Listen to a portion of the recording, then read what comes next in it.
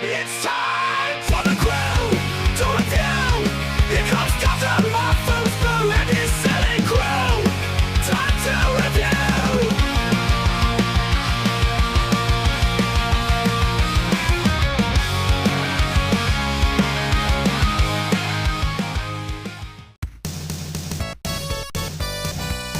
The Wild Robot. Hello, it is me, Robot Dr. Mafu's Boo. How are you today? Today we will talk about a movie. Perhaps you have heard of The Wild Robot. We are all robots today for this review. Oh, wait a minute. We're supposed to just be robots? Whoopsies. I guess I made myself a robot suit. Hey. But anyways, this movie, I would have to say it wasn't bad.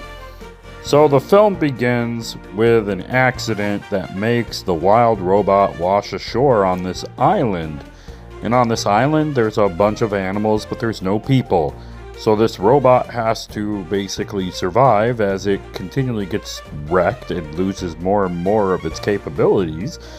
And eventually it learns to translate the animal speech into actual speech.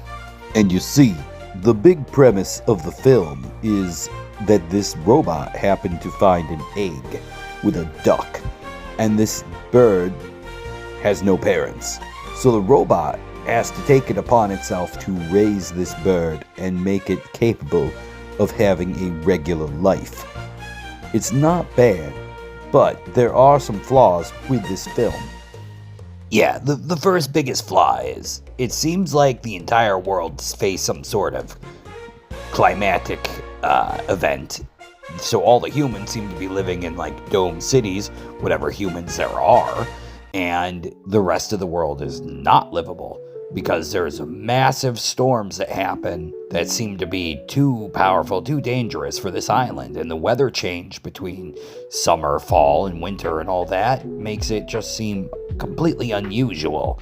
And that's something that didn't make a lot of sense in the film because there was no discussion of any sort of global climate crisis. It just simply, it's there, it's a background piece, and you get no real context for it at all. And that big storm is a major point in the film. When the robot wound up on this island, it was trying to contact its builders to be picked up and brought back. But when it took on the task of raising this particular little bird, it put that main task away and focused on raising the bird.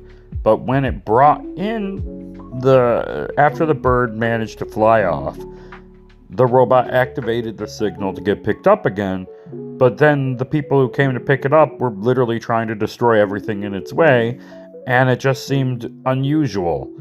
And basically, there was no real explanation of why the robots were functioning that way.